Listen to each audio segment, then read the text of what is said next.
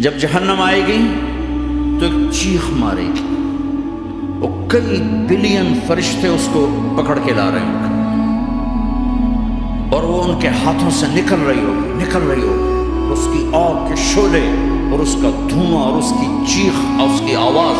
تو جب وہ قریب آئے گی تو اس کے آواز پر سارے مرد عورت زمین پر گریں گے اور سب کہیں گے یا رب نفسی نفسی، یا رب نفسی نفسی، یا رب نفسی نفسی، یا اللہ میری جان، ماں نہیں، ابا نہیں، بیوی نہیں، بچے نہیں، بھائی نہیں، میری جان۔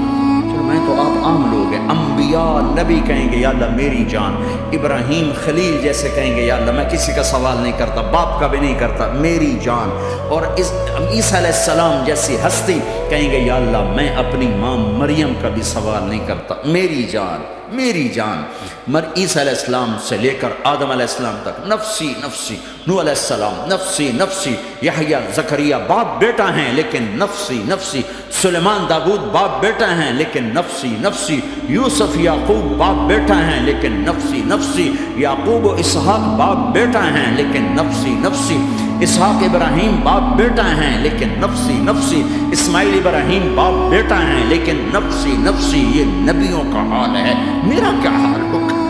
لیکن اسی ہنگامے میں جب ہر مرد عورت کہے گا نفسی نفسی، ایک آواز ابھرے گی امتی امتی، ایک آواز آئے گی امتی امتی، ایک دکھ بھری ایک درد بھری آواز آئے گی امتی امتی۔ سننے والے حیران ہوں گے یہ کون ہے جو اپنے آپ کو نہیں مانگ رہا، اپنی امت کو مانگ رہا ہے؟ یہ کون ہے؟ جب آواز کی طرف نظریں لگیں گی، یہ تو محمد الرسول اللہ ہے، جھولی پھیلی ہوئی ہے، ہاتھ اٹھے ہوئے ہیں، اے رب میری امت۔ کون سی امت ساری زندگی شراب بیچتے رہے؟ کون سی امت ساری زندگی ڈرگز بیچتے رہے؟ کون سی امت ساری زندگی زنا کرتے رہے؟ کون سی امت ساری زندگی ظلم و ستم کے پہاڑ توڑتے رہے؟ ساری زندگی جوا کھیلتے رہے؟ آپ تو کہتے دفع ہو جاؤ، میری نظروں سے دور ہو جاؤ، نہ تمہیں میری عزت کا خیال، نہ میری نسل کی قربانیوں کا خیال، میرے معصوم بچے نیزوں پہ چھڑ کے اس کے دین، تم چند پونڈوں پہ کیا ظلم اٹھا کے آئے ہو؟ دفع ہو جاؤ یا اللہ انہیں جہنم میں ڈال، یہ کہنے کا موقع تھا۔ میں قربان جاؤں اس نبی رحمت پر، اس کامل اکمل نبی پر، اس ہادی رہبر پر میں کہاں سے الفاظ لاؤں ان کی تعریف کے لیے؟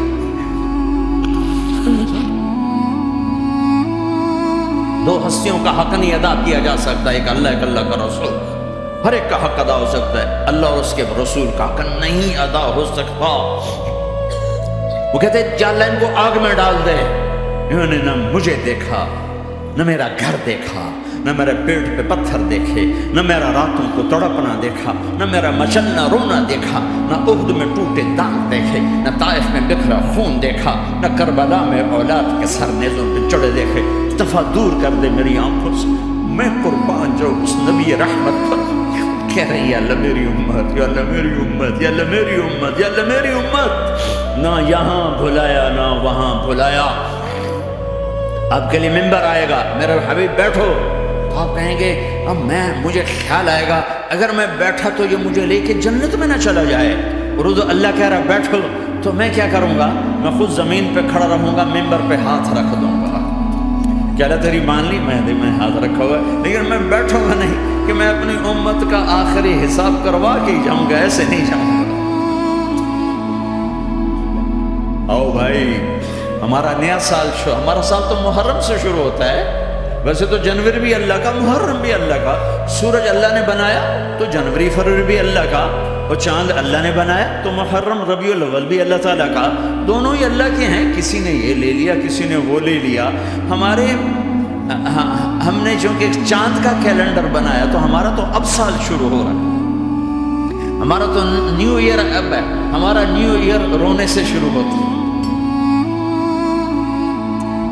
کیسا اللہ نے نظام بنایا، کسی اور مہینے میں یہ واقعہ ہو جاتا، نہیں سال کے شروع میں یہ واقعہ رکھا ہے کہ ہر ایک کو پتہ چلے کہ ہاں نیا سال خوشی منانے کے لیے نہیں ہوتا، نیا سال آخرت کی تیاری کے لیے ہوتا ہے کہ ایک سال چلا گیا، ایک سال اور زندگی سے نکل گیا، اور بھی جلدی سے اللہ کو راضی کرنے کو، کوئی کام کرنے کو، توبہ کرنے کو، اللہ کو راضی کر لیں۔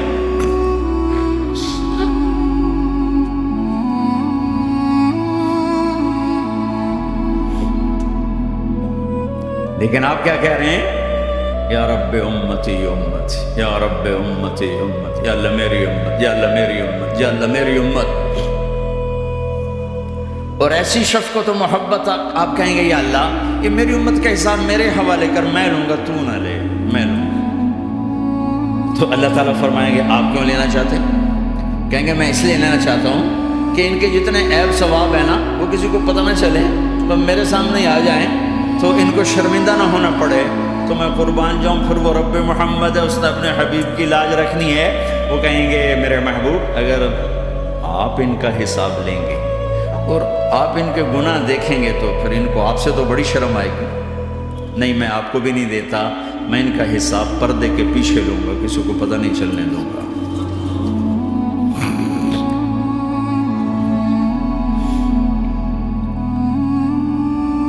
اتنی بڑی ہستی، اور آگے دیکھو طائف میں پتھر پڑ رہے ہیں اور ہر قدم پہ پتھر پڑتے ہیں، یہاں تک کہ ایک دم پتھر پڑنے سے تو خون نہیں نکلتا، پتھر کون سا کوئی تیر ہوتا ہے، پتھر تو پتھر، لیکن اتنے پتھر پڑے پنڈلیوں کے اوپر کے پھٹ گئیں، ان سے خون نکلتے نکلتے نکلتے جو جوتا تھا پاؤں میں ایسے ساتھ ایسے چپک گئے۔ ساری کائنات کے دلہا سردار بے ہوش ہو کے گر، تو آپ کے غلام زید نے نوکر تھے، انہوں نے اٹھایا کندھے پر، بھاگے، پیچھے وہ سر پہ چڑھے ہوئے پتھر مار رہے ہیں، اور آپ جتنا بھاگ سکتے تھے بھاگے، یہاں تک کہ بے ہوش ہو کے گر گئے، خون زیادہ نکل گیا، تو انہوں نے کندھے پہ اٹھا دوڑ لگائی، اور آگے سامنے باغ تھا، کس کا؟ سب سے بڑے دشمن کا، مکے والے عتبہ بن ربیعہ۔ عتبہ کون ہے؟ یہ جنگ بدر میں جس کے ہاتھ میں جھنڈا تھا، اور جنگ بدر میں قریش مکہ کے لشکر کا جو چیف تھا وہ اس کا باغ، لیکن زید کو کوئی پناہ نظر نہیں، وہ باغ میں گھس گئے اور اللہ کے نبی کو ایک انگور کی بیل کے نیچے لٹایا۔ تو جان کا دشمن عتبہ، لیکن جب اللہ کے نبی کو خون و خون دیکھا تو اس کا دل بھی پگھل کے رہ گیا، کہنے لگا ہائے ہائے، طائف والوں نے محمد کے ساتھ کیا کر دیا، جس پر دشمن کو رحم آیا ہمیں اس پہ رحم نہیں آیا، ہم نے اس کے آنسوں کی کوئی قیمت نہیں لگائی۔ وہ اتنا ایموشنل ہوا کہ جلدی سے گیا اور پلیٹ میں انگور توڑ توڑ توڑ کے سجائے، جب جانے لگا تو پھر شرم اور وہ ایک حجاب درمیان میں آڑے آ گیا، تو اپنے غلام کو بلایا، عداس کا، عداس کے لے جا وہ جو آدمی زخمی پڑا، اسے جا کر کہنا کہ تمہیں رشتہ داری کی قسم میرے انگور رد نہ کرنا کھا، حالانکہ موقع تھا کہ قتل کرتا، ہر وقت قتل کرنے کے منصوبے بنا رہے، موقع تھا کہ قتل کرتا، ایسا حال تھا کہ قاتلوں کے بھی آنکھوں میں آنسو نہیں آئے تو تمہاری آنکھوں میں نہیں آئے، چند پونڈوں پہ اپنے نبی کو بیچ دیا۔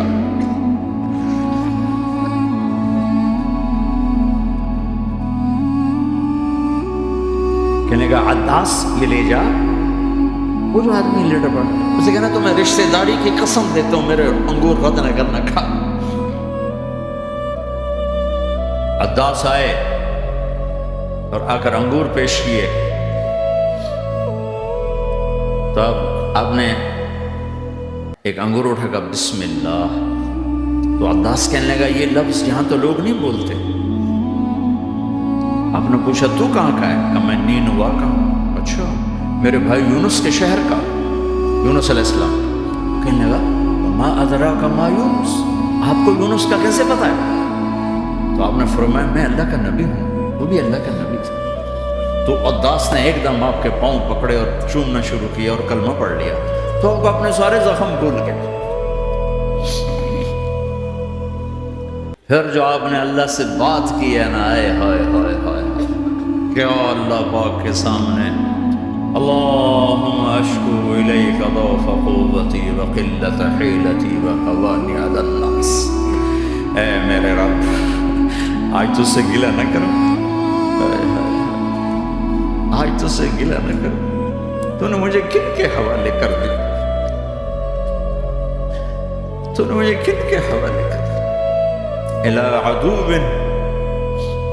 ملکتہ عمری او بعید یتجحم، ایسے دشمنوں کے حوالے تو نے کیا جنہوں نے میرا یہ حال کر دیا، تجھ سے کون سا چھپا ہوا ہے۔ ساتوں آسمان لرز گئے، عرش کانپ اٹھا، اور جبریل فرشتے کو لے کر ایک سیکنڈ کے کروڑویں حصے میں حاضر، یا رسول اللہ حکم فرمائیں، اطبق علیہم العنشبین، یہ دو پہاڑ اٹھاؤں گا اور یوں ایسے چکی کی طرح یوں کر دوں گا۔ نبی رحمت، نبی رحمت، نبی رحمت، ارے تم تو آپس میں رحمت نہیں رہے ہو، ایسی فرقہ واریت کی آگ میں جلے ہو کہ ایک دوسرے کو سلام کرنا چھوڑ گئے، ایک دوسرے کے پیچھے نمازیں پڑھنا چھوڑ گئے، اور جاؤ پاکستان میں دیکھو ایک دوسرے کے خون کے پیسے پھر رہے۔ یہ کون سی امت ہے، یہ کون سا اسلام؟